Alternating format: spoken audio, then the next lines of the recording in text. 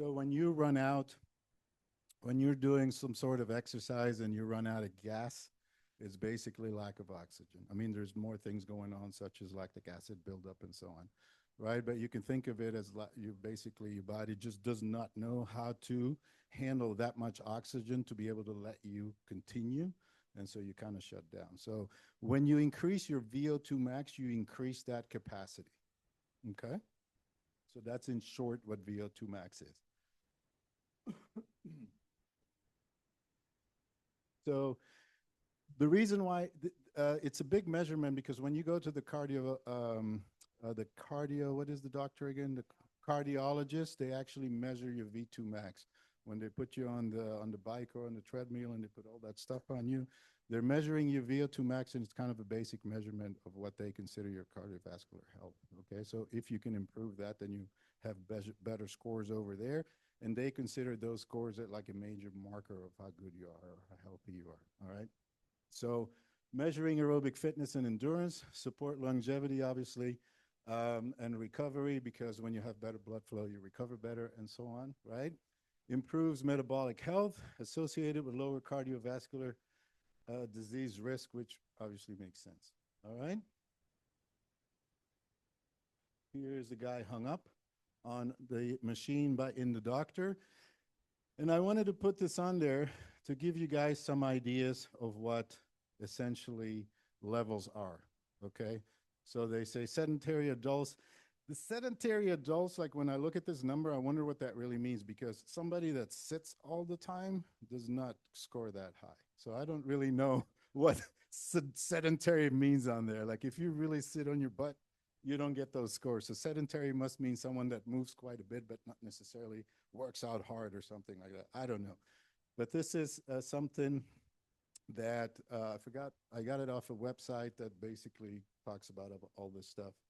And these are the norms, or the industry standards.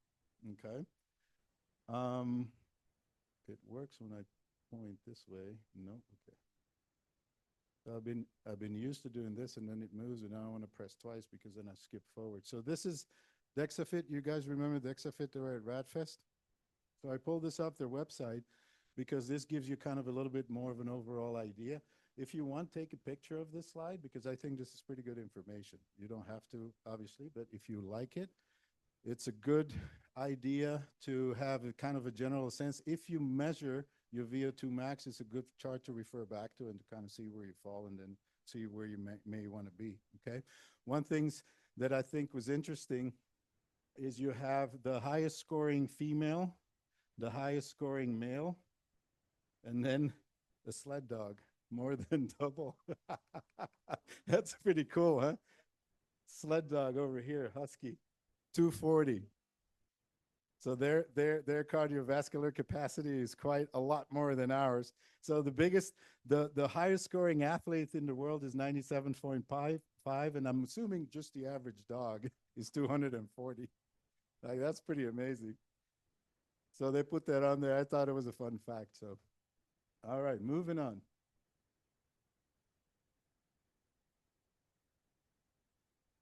Try again. Yes. Okay. So what I said earlier, about 20% of your overall cardiovascular training should be VO2 max training. And then the other 80% is regular cardio. In basically zone 2, and then VO2 max training is zone 5. Okay. So the 80%, though, if you can do this in as little breakups as possible, is better. In other words, if you VO2 max training is essentially a half hour, okay? So 2 times a week, that's an hour. That means if you do that, then you should do another 4 hours of regular cardio. If you can do that 4 hours in one time, it would be better than if you did it in 2 times. It would be better than if you did it in 3 times. Make sense? All right? That's the general rule. All right? The 4 hours continuous builds better than 2 hours and 2 hours, or one and a half, one and a half, one and a half, and so on. All right? It's just a general rule to keep in mind. I think I don't do it. It's very hard to go out there for 4 hours and do cardio. Okay. But I'm just saying, from an efficiency standpoint, that would be the best way to do it. Practically speaking, doing a 2 hour and a 2 hour is pretty practical. So if you do 30 minutes and then 30 minutes and then 2 hours and then 2 hours, you basically have all the cardio you need if you do it smartly, even though that's a lot of time, right? So you kind of have to pick and choose based on your lifestyle and what you want to accomplish and so on. But this is a good guideline to kind of reference yourself by. Make sense?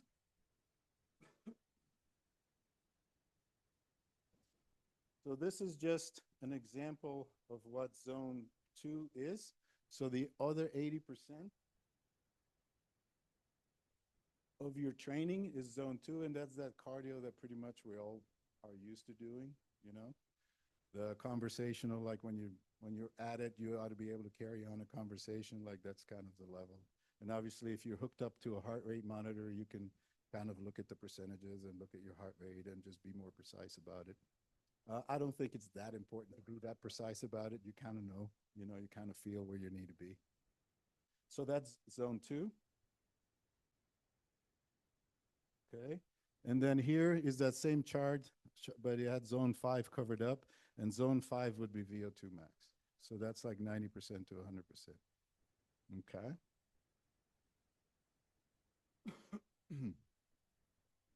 So, by the way, side note on this is that your heart grows in size and grows in thickness. So when you do VO2 max training, the ventricles, I believe they're called, but Deb, help me out, the holes in the heart. Ventricles? The holes in the heart, they're ventricles, right? Ventricles? The chambers in the heart. Are the vent? No. What? Push blood. Okay. So anyway, the chambers of the heart become larger. Okay. No, the valves are basically what the volume that of blood that the heart can hold inside that it can then push, essentially that volume. So I think it's the chambers becomes larger. So when you train VO2 max, you actually stretch that out and you become the inside of the heart becomes larger and you can pump out more blood. At the same time, the muscle, because the heart is a muscle, also becomes stronger, so it becomes thicker, so it becomes more powerful. All right. When you do regular cardio, that like zone 2 cardio, none of those things happen. Zone 2 cardio training is more for capillary training. It's vascular. Okay. That's why the two are important. So if you only have time for one, I would say that VO2 max training is more important. But if you want to be comprehensive about it, you want to do both. Okay. But if you have little time, little desire, and so on, it would make more sense to just do VO2 max type training than it does to do long-term fat burning cardio as we're used to, which is a little bit of a change of mindset because we're kind of been trained to do that. Makes sense? Anyway, this here is the formula for VO2 max training. The Norwegians kind of perfected that, and I thought it was cool to put on some Norwegian photos, even though they have absolutely nothing to do with VO2 max training other than they figured it out. The Norwegians, though, are the Laps, the native Norwegians do all this reindeer.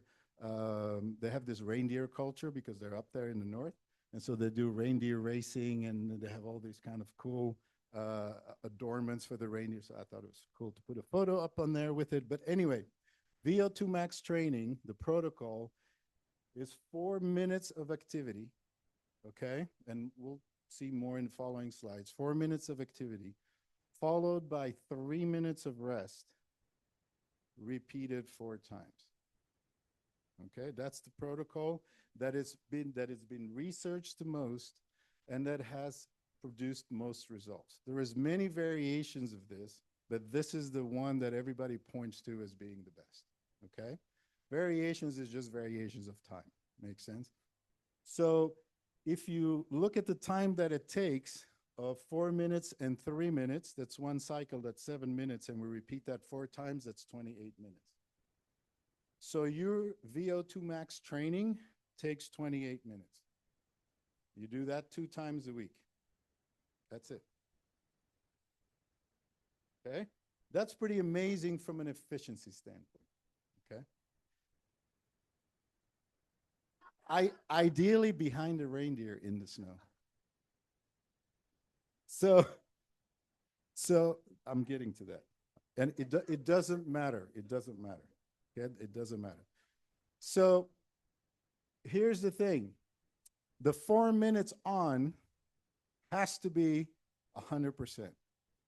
That's the trick. Everything you got. If you can do 4 minutes and 5 seconds, you didn't go hard enough. Make sense? Right. Now, 4 minutes is a hell of a long time, and figuring out what you can do is very difficult and takes time. And it's not something you want to go out and do tomorrow. You want to work up to that. Okay.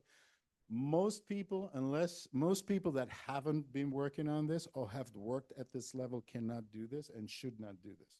Okay. And this is why I'm saying we really want to talk about how to approach this thing. But this is the formula. All right. And the idea is to just go as fast as you can, as hard as you can for that long. And then rest 3 minutes. You have to do nothing. You can lay on the ground and pant, or you can walk around, or you can do like walking or whatever you want. What you do in between for rest doesn't really matter. Generally, it's better that you walk around a little bit than lay down on the ground, but it doesn't matter. Okay. All right. Moving on. I'm going to point this way. I got it after 20 times. Yeah, now it didn't. It's just talking over there. Oh, that's me probably. Okay, let's try again. Ha! So here is another slide you want to take a picture of, and this is what we want to talk about, okay? So feel free to start asking me questions as much as you want about this, but I'm going to run you through this a little bit, and then we can talk about it, okay? So this is how I suggest, if you look at, where are we? Week 9. That's the formula, okay? 3 minutes on, 3 minutes rest, repeat it 4 times. That's what those numbers are, okay? Now I have a laser on here. Do I, is it that lower button? I can see, I can't see it. I can see it on the wall, not on the screen. Okay, all right, so it doesn't, can you guys see it on the screen? I can't see it either. It works here. All right, so don't worry about the laser. So anyway, week 9 is the actual formula, all right? This is what I suggest you do to get there, all right? And then this is, so when you do VO2 max training, give me 1 second. When you do VO2 max training, you generally do 4 to 6 weeks, and then you take a break. And then you do it again at whatever point you feel like you need to do it again. You may decide, I like where I'm at. I'm going to keep it that way. So you give yourself 8 weeks off or something, and then you repeat a cycle. Okay. If you want to improve, you want to give yourself a little less on. It all really depends on what else you're doing, right? Like, what's your sport? What's your goal? What else are you doing? How fast are you recovering? This is all very personal. Okay, David? I'll repeat your question, David, if I can hear you.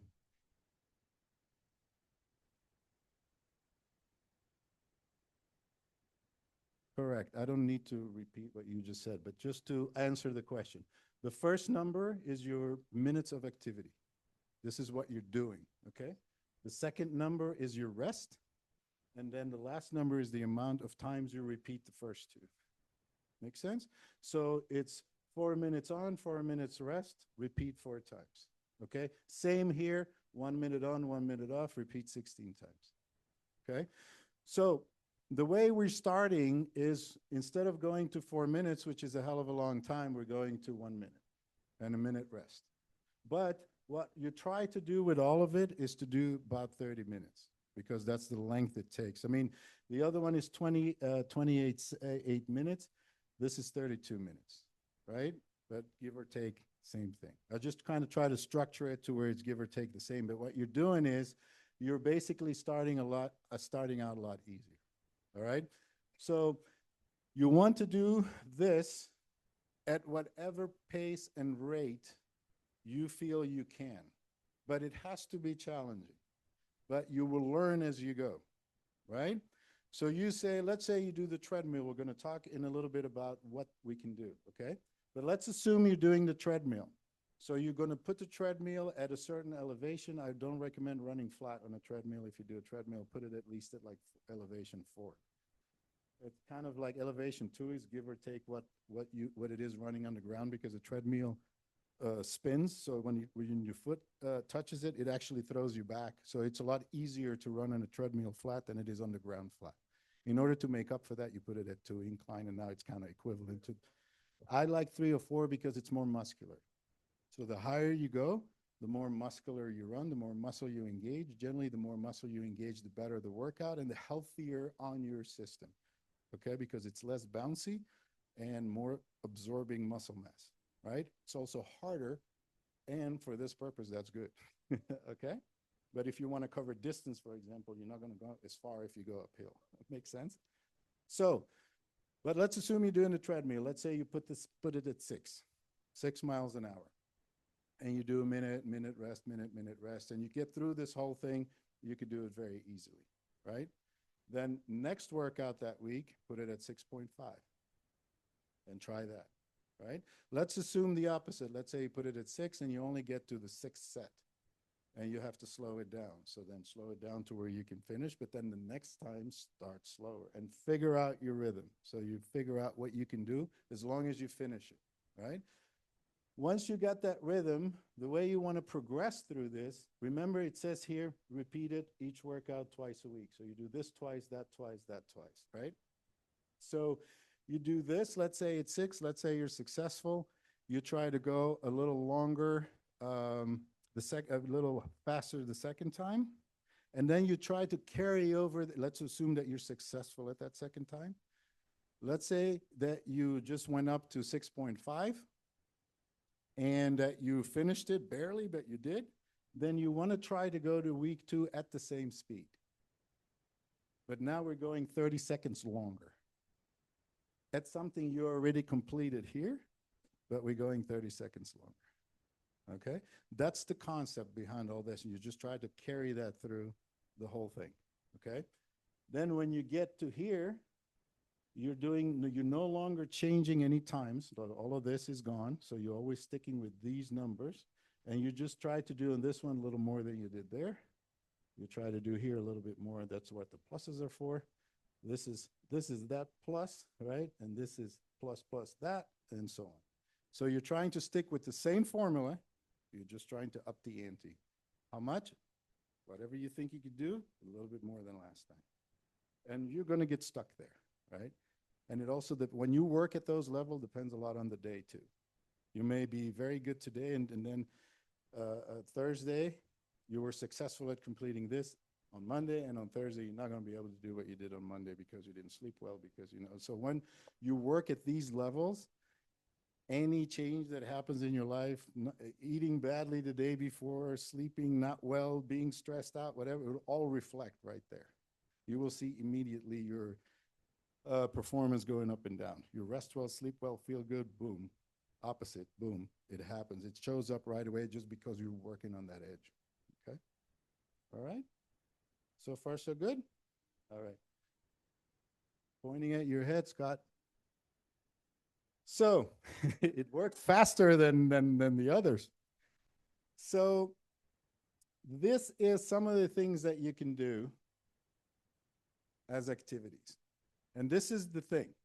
This is where it gets challenging. You have to find out what works for your body and what you can do based on your abilities and your limitations, right?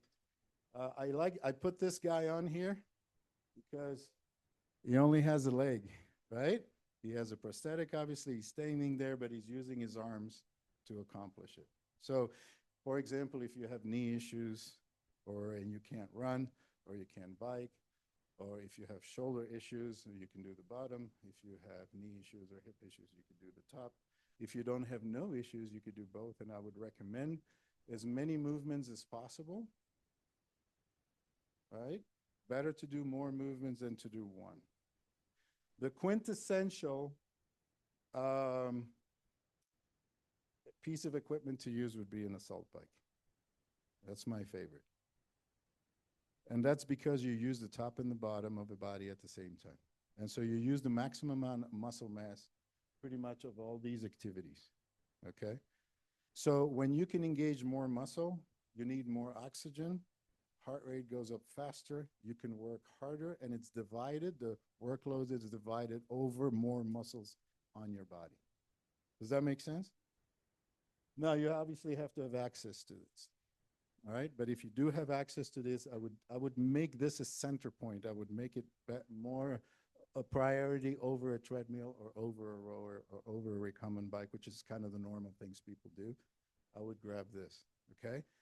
The rope, the battle rope is an amazing tool, okay? It's all upper body. The problem with that is that the muscles of the upper body are smaller, so it's harder to get your heart rate up, and your arms will wear out, okay? Mostly before your heart rate gets up. But it all depends on your strength, your endurance, your abilities, and it's very personal, okay? But that's a general challenge.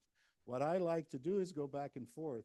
If you have an assault bike, you don't need to do anything different. But if you run, you can do 1 minute, go to that first week. You do 1 minute here, you rest 1 minute there. Rest 1 minute back here, okay? And you can do great tool here too, right? So it all depends on you. But between this, most everybody can find something they can do, okay? And when you say as hard as you can, so VO2 max is working as hard as you can, that means as hard as you can, right? So that's not as hard as I can. So there's no standard there. It's as hard as you can. So this is tailoring to you. Make sense? Kettlebell swings are amazing, but you got to do them right. And if you do them right, they have a lot of other benefits that are pretty phenomenal that most of these other exercises don't have. Bounceability that I talked about earlier, best tool to practice it in the gym is a kettlebell, okay? You have to not let it go. You have to not let it go, okay? Sledding, pulling a sled is a great thing. You have to have access to a sled. If you have access to a treadmill, you can tie something on the ground and hold on to a rubber band and put it around your waist and run on a treadmill, pulling a sled, and you can go backwards and pulling a sled on the treadmill. I like it better because out in the world, if you go backwards, you have to look. On a treadmill, you don't, so you can keep your head there, and you don't have to worry about what's behind you. So, but one of the very easy things to do if you have access to a gym is you grab a big dumbbell, 100 pounds or something, and you put it down there, you tie a rubber band on it, the 100 pounds won't move. You get on the treadmill and you hold on to the rubber band either forward or backwards, either way. It's a great way to get your heart rate up too, especially if you put this at 15%, right? So there is ways, if you get creative, where everybody can get this done no matter what's going on with you, generally speaking. There may be obviously exceptions, but most people should be able to figure out a way to do this. Okay? All right. Last but not least, sorry, Scott's head. This is a separate idea. There is a book out there based on a piece of research that I find interesting, and it's called the 1 minute cardio. Okay? And this is the 1 minute cardio, and everybody loves it because it's a minute, but it's actually super legit. Okay? There's research behind it. And here's the idea. 20 minutes of balls to the wall, like balls to the wall on the assault bike ideally, because you don't really, with the 20 seconds, the assault bike would be the best tool. 2 minutes rest, 20 seconds, 2 minutes rest, 2 seconds, and done. So this relates to the 1 minute. It's 3 times 20 seconds. Okay, takes about 10 minutes altogether. This 10 minutes done this way will yield more benefits than you go do your 35 or 45 or 1 hour of cardio at zone 2. Okay, but balls to the wall. Not like, oh, this is like challenging. No. This is not, you do not talk here. Like, this is not conversation pace. Make sense? But this is super legit. I just wanted to put this in there. This is unrelated to VO2 max training, but if you have a very little bit of time and you want to do something effective and useful, this is a great little formula. And if you do this right, you're not going to want to do the third one. That's how much this works. If you do this right and you do this right, and then you have to do the third one, you're like, I don't know if I can do this. That's how effective that is. Okay, just wanted to throw that one in there as a bonus. And yeah, because it's a great one. Recovery, that's just a side note. When you work this hard, you got to recover. Always, by the way, right? Because if you just break down, break down, break down, you don't build anything. So recovering is always a huge part of working out, which most people kind of not really think about. But when you start engaging in this type of work, VO2 max training, you have to pay attention to recovery. Okay. And then what do you do? Well, all the things you know to do. Okay. Sleep and drink a lot and eat well and rest and don't stress and blah, blah, blah. Right. Okay. And I think that's it. Yeah. All right. So I don't know if I have any more time.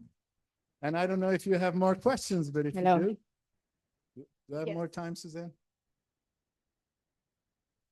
Ah, all right. No, you still have your 10 minutes. 2 minutes short, so I have 12 minutes 12 left. minutes Q&A. Well, thank you, Dimitri. So anyone? Who wants to go first? So between those two, The Uh, VO2 max and the 1 minute? between the Norwegian thing, Yeah. yeah, and the 1 minute Mhm. approach, there's a big difference. Yes.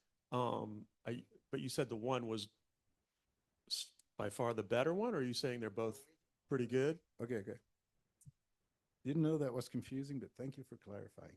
So the Norwegian formula is VO2 max training. Uh-huh. The 1 minute has nothing to do with VO2 max. Oh, Okay? I'm just saying, if you do not have 30 minutes For for cardio. VO2 max training or cardio, something you can always do that's very effective is this 1 minute cardio idea. so it's a shortcut for cardio. Yes, or for just cardiovascular training, unrelated at all to any formula of VO2 max training. Well, what you're going to do is you're going to work up to it. It's going to help you a lot towards it, but it's not the formula. Make sense? So, for example, that 1 minute cardio idea will help you a lot more towards VO2 max training than 35 minutes of normal or 45 minutes of normal cardio. Make sense? Because it's very similar. It's just shorter, but it's not at all has anything to do with the formula of VO2 But max it's- training. It builds up because it's like sprint based, Exactly. so that's why it exactly. helps you Yeah, get. it helps you because it's somewhat working the same systems in the body. Yeah. Safety. Thanks, Steve. Yeah, my swimming, I was hoping that it would take care of itself in your presentation. My swimming, I do 10 laps. Each lap is about 45 seconds. And then the rest is about a minute and a half, 10 times. What do you think? VO2 max. Okay. It's great. Yeah. I mean, I love swimming. I hate it personally because I suck at it, but I Yeah. think it's a great exercise. Yeah. But it's not VO2. Yeah. Okay. If you can use swimming, but you got to follow this form. Yeah. Makes sense? So if you swim back and forth for 4 minutes as fast as you can, Yeah. and then you rest, Yeah. then it's fine. It Yeah. works just the same. So it's just like another tool. I didn't put swimming on here on that with all the different one, but I could have put it on there. So Yeah, I'm gonna include new exercise. The bike is at my gym. Mhm. I'll use that. Yeah. By the way, you reminded me of something. Was that a good answer? Or? Yeah. Yeah. Okay. Yeah. So I've something I forgot to say. When you do VO2 max training, if you can make it so that you have something that pushes you, it's better than you setting the pace because your pace will drop. If you have something that forces your pace, it's more honest. For example, a treadmill. You don't keep up with the treadmill, you fall off. So you have to keep that pace or manually adjust, and then you have a new pace that you have to follow. Make sense? If you have a rope, for example, it's very hard to do. I like to do the rope on the music. I like to find a song with a certain speed that I like, and I like to basically be on the beat, and it keeps me honest there. If you do the assault bike or the rower or any other bike, you'll have a watts meter. Look at the watts meter, find watts, and try to be consistent at the watts. Whatever. So on the treadmill, it's going to be speed. On a rower, on a bike, you're going to look for watts and then say 100 watts is your thing. So you just keep it at 100. So 100's easy, go to 150. See if you can keep it at 150, but have a reference. Because if you don't have a reference, you're going to start out here and then you're going to go down like this. And that is not VO2 max training. VO2 max training is this. Okay? Zone 5. You have to keep it there. That's the training. So if you drop off during the 4 minutes, that's not it. So you have to figure out a way to measure that you're staying even, or you're coming down and then you're staying even there, and then you work from here and you work yourself up. But it has to be even. Okay? Forgot to say that. Wherever you're at, has to be consistent. You mean even in terms of heart rate? Yes. No, even in terms of difficulty, pace. Your heart rate, Because your heart rate will your drop. Like you'll, no, like your my heart rate drops. your heart rate will continuously go up and up and up and up. No, well, it doesn't do that. It doesn't do that. No, it goes up and then it gets into a comfort zone and I'm maintaining a speed. I'm maintaining a speed. Like that's like the reference point is a speed. Yeah. Yeah, but it's I'm not sure. I don't know. I've never heard of that. Oh, So if that's it does that. Yeah. okay, so I don't know the answer to your question in that point, but what I would first try is try to do it at that level and see if that's still true. 100%. I mean, I know that at like 80% or 70%, that's the case, but I would try it at 100% and see if that's still consistent. And if so, then I don't know the answer, but let me know. Maybe we can figure one out. Man, the 4-3-4 formula, is sexual intercourse a good way to do that? If you can maintain the pace for 4 minutes Well, and be 100% maxed out, yes. Oh my God.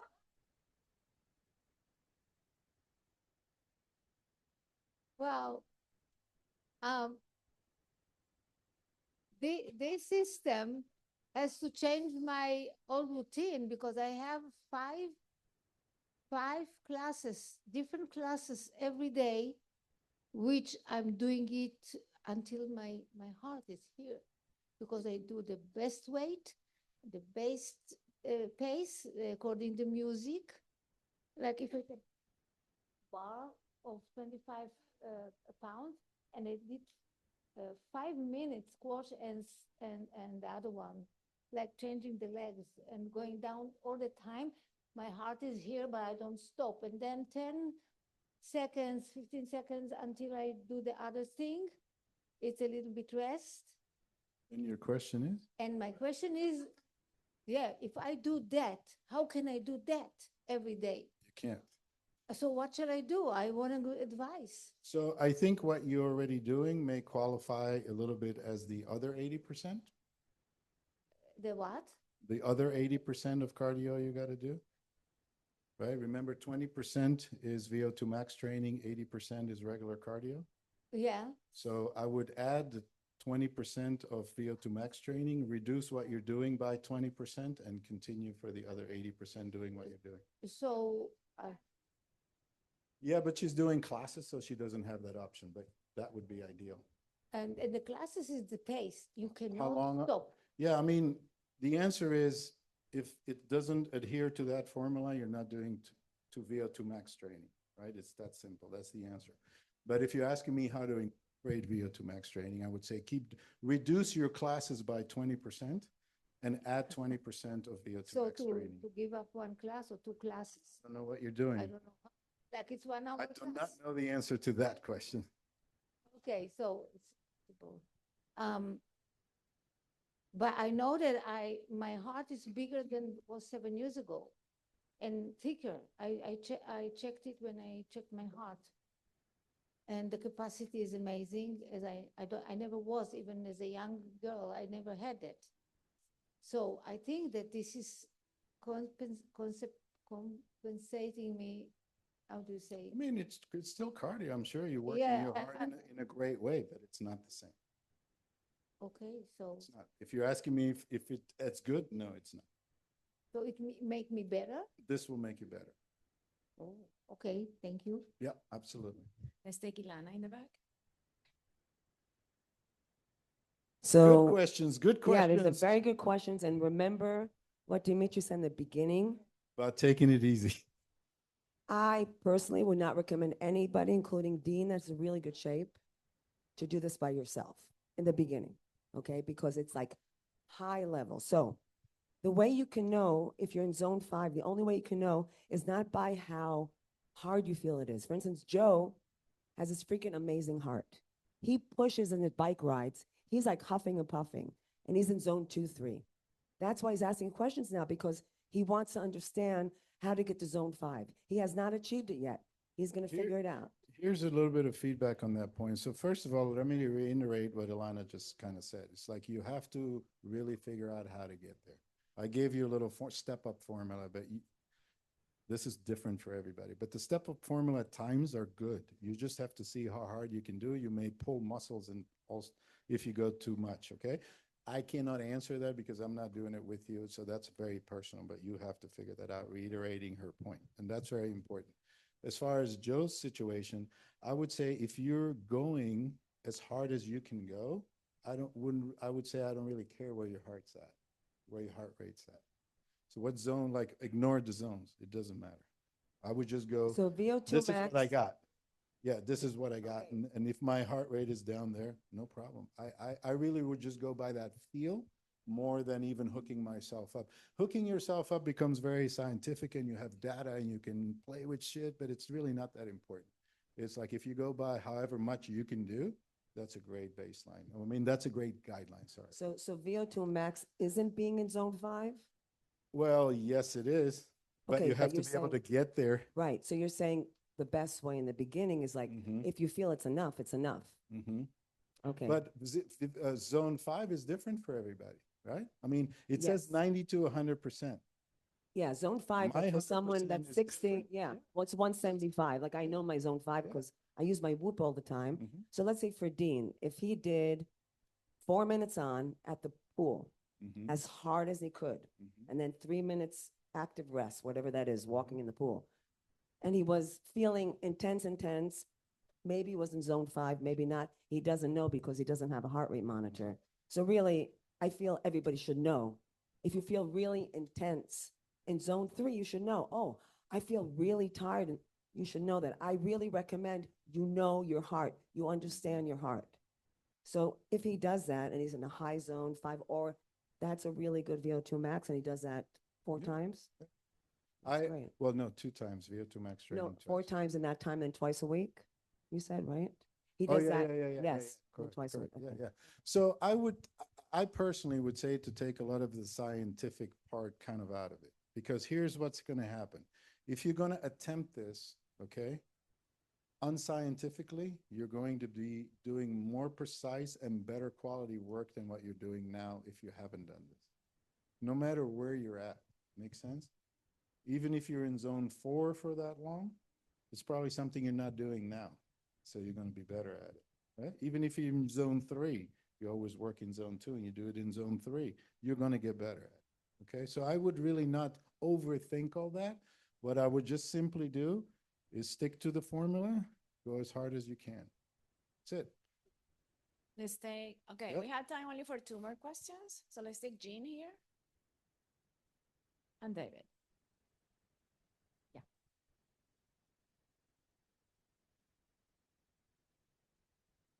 So 2 questions. The first question is if you're going to do a VO2 max test, like say a PNOE, would you recommend doing the treadmill or the assault bike if you're going to get tested? Assault bike whenever possible. Okay, So that's what I one of the thought. problems with the VO2 max testing is that the flaw is that a lot of times your muscular capacity gives out before your lung capacity gives out. Okay, so if you're on a bike in particular, then your legs may blow up, meaning they may go lactic while your heart rate hasn't maxed out yet. And then your measurements are based on how much your legs could push, but not what your heart could do. And that's a very common thing that happens at the doctor's office. Same with running, particularly if you don't run much and you're not used to running, you're going to basically burn out the muscularity and your heart's going to go like, yeah, I could do more than that, but you're going to be done because your legs aren't really going to do it. So that goes away with training and practice, but if you're the average person walking into the doctor's office, most likely your readings aren't really correct because of that. Does that answer your question? Yeah, you know what? This is really great because I was looking at. So let me finish this thought. So the assault bike mitigates that because you're using upper and lower body. Okay? And it engages more muscle and it'll give you a better reading. Still, if you're more trained, it's going to be better, and less trained, not as much, but it's going to be better than either doing the bike or run. Well, this is great because I was looking at doing a test but on a treadmill, but I'm not really running on the treadmill. I'm not trained in that. Then when you said the assault bike, so it uses both upper and lower. And then also I have been doing spinning classes. So I'm more trained to be able to be on a bike than to run on a treadmill. I'd have to work up to that. So that's great. So you Yeah. kind of answered your own question for yourself. I mean, I would definitely take that test on a bike if you've Yeah. been training on a bike, because your legs are more used to it and you'll be able to put your heart rate up higher on a bike. And then the last question was, can you explain, I didn't totally understand the treadmill and the weight and the walking backwards or something. What was the whole thing, the treadmill and the weight? The sleigh on the treadmill? I'll demonstrate for you. So let me explain it again. So, you know, the sled hookup, right? So everybody knows, familiar with sled pulling and sled pushing, but mainly sled pulling in this example. Yeah. So there's a weight that you drag and you do it backwards, or you can hook it this way and you do it forwards. Okay. So on the treadmill, you can simulate that. Okay. What you have to do is find an anchor point in front of the treadmill on the floor. Okay. And then hook something on that you can hold, and then you drag it on the treadmill. I would use a rubber band, not something stiff, okay, not a rope. But then the thickness of the rubber band will give you the amount of resistance on the treadmill and how much you stretch the band. And so it simulates pulling and pushing a sled, but it's on the treadmill. Makes sense? So that way you don't need space, you don't need a sled, you need to, you can do it on a treadmill in that space. And a lot of times in the gym, there is no sleds or there is no room. So being able to do it on a treadmill is a really good tool, particularly also what I said earlier, if you go backwards, you don't have to be looking, so you could just go back. It's easy. All right, Yes. let's go to David. David? So that 12-week progression you were showing, like, what is it? Is that just a guideline, or what is your recommendation if you have like a failed week? Do you repeat the week, or do you try to push past that plateau? I would say play around with it. There's no, I don't think a scientific answer to that. I personally have tendencies to repeat the week until I pass. But if I fail by a lot, I lower my expectations and I basically drop down the pace and continue. Make sense? That's the way I would handle it. If it's a little, you may want to repeat it. If it's a lot, you just may change your expectations and drop your pace on the treadmill, if that's the example. All right, thank you. Thank you, Dimitri. Awesome.